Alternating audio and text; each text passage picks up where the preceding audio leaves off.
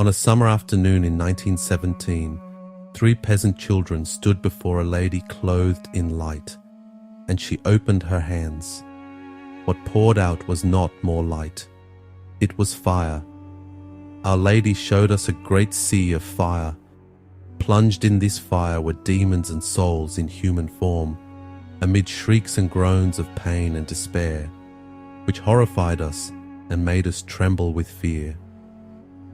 That is not a poet's imagination. Those are the words of Sister Lucia dos Santos, the eldest of the 3 seers of Fatima, describing exactly what she saw on July 13th, 1917. And what she saw that day lines up, almost word for word, with something the Church had been quietly saying for centuries, something most Catholics today have never been taught, that few, not many, but few are saved.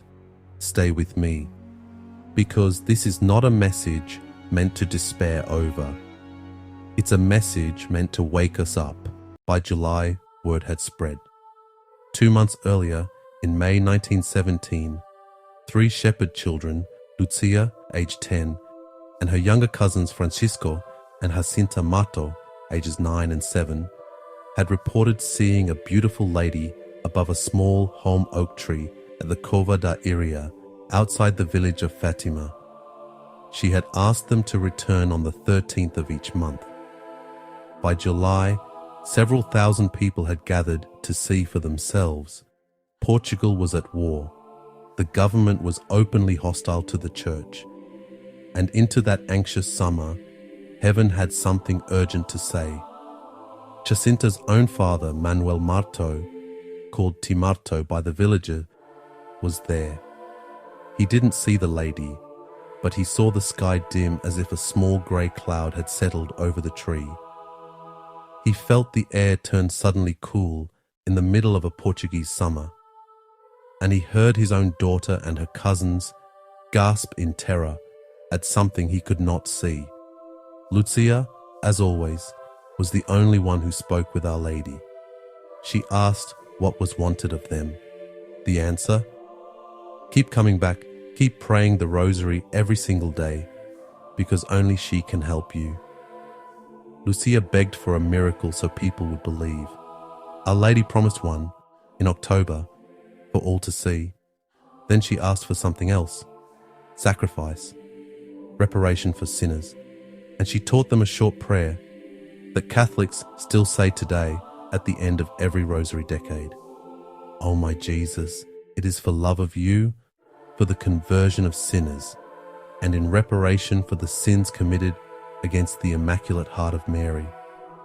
But that was only the beginning of what she had to say that day. Then, in Lucia's own account, Our Lady opened her hands, and the ground itself seemed to open beneath the children. Here is Lucia's description again, in full, because it deserves to be heard in full. Our Lady showed us a great sea of fire, which seemed to be under the earth. Plunged in this fire were demons and souls in human form, like transparent burning embers, all blackened or burnished bronze, floating about in the conflagration, amid shrieks and groans of pain and despair, which horrified us and made us tremble with fear. Lucia later admitted that if Our Lady had not already promised, back in May, that she would one day take them to heaven, I think we would have died of fear and terror. Little Jacinta, only 7 years old, was never the same afterward. For the rest of her short life, she would cry out, seemingly at random, "Oh hell, hell, how sorry I am for the souls who go to hell." This was not a nightmare a child invented. It was a vision given by the Mother of God herself to 3 children too young and too uneducated to construct such a thing on their own. And it happened in front of a crowd of witnesses who saw the sky change color and felt the temperature drop, even if they didn't see what the children saw. Then Our Lady spoke the words that explain why she showed them hell in the first place. You have seen hell, where the souls of poor sinners go. To save them, God wishes to establish in the world devotion to my Immaculate Heart. If what I say to you is done, many souls will be saved, and there will be peace. Notice what she does not say. She doesn't say hell is empty. She doesn't say everyone eventually makes it to heaven. She shows 3 children the opposite, and then hands them and us the remedy. That single apparition contained what history now calls the 3 Secrets of Fatima. The first secret is the vision of hell you just heard. The second secret is a prophecy. World War I, still raging in 1917, would end. But if men did not stop offending God, a worse war would break out under the pontificate of Pius XI, preceded by a mysterious light in the night sky. Sister Lucia later identified that sign with an extraordinary aurora borealis that lit up the skies of Europe on the night of January 25th, 1938, about a year and a half before Hitler invaded Poland. To prevent the greater catastrophe, Our Lady asked for 2 specific things: the consecration of Russia to her Immaculate Heart and the communion of reparation on the first Saturdays of 5 consecutive months. Devotions she would spell out in full detail years later in 1925 and 1929. And then there is the third secret, the one that even now will not stay settled. It was written down by Sister Lucia in 1944, sealed, sent to Rome, and marked not to be opened until 1960. When 1960 came and went with no disclosure, speculation multiplied for 40 years. Supposedly in the year 2000, the Vatican released a text, a vision of an angel crying, "Penance, penance, penance," and a bishop dressed in white, climbing a mountain past a ruined city, only to be killed along with bishops, priests, and laypeople by a group of soldiers. Rome interpreted this as a symbolic foretelling of the 1981 assassination attempt on Pope John Paul II, who himself said afterward that a mother's hand guided the bullet's path. Here we have to be honest with you, because our viewers deserve the truth, not comfortable silence. Many serious, faithful Catholic scholars have raised real questions about whether the full third secret was ever published, or even the real third secret itself. Sister Lucia's own text of the second secret ends with an unexplained etc., a dangling word that many believe points to a continuation Rome has never released. The Italian journalist Antonio Socci, who set out to debunk these doubts, ended up writing an entire book, The Fourth Secret of Fatima, concluding that Our Lady's own explanatory words were never made public. The American canon lawyer Christopher Ferrara documented a troubling discrepancy. Cardinal Ottaviani, who had read the sealed original, described a text of roughly 25 lines, but the version released in 2000 runs to 62. And Cardinal Mario Ciappi, who served as papal theologian to 5 popes, wrote privately in 1995 that the secret foretells, in his words, that the great apostasy in the Church will begin at the top. Here is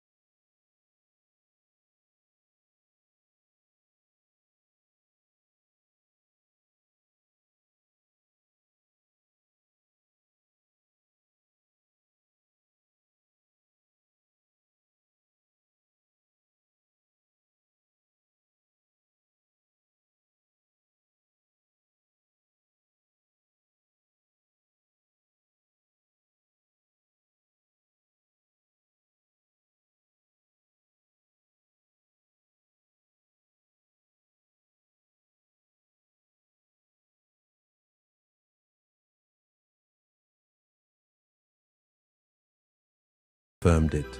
But notice, Our Lady did not stop at the warning. In the very same breath, she said, "To save them, God wishes to establish in the world devotion to my Immaculate Heart." This is exactly the path Saint Louis-Marie Grignon de Montfort had already laid out a century earlier in his classic work, True Devotion to Mary. Saint Louis de Montfort taught that consecration to Mary is not an optional extra.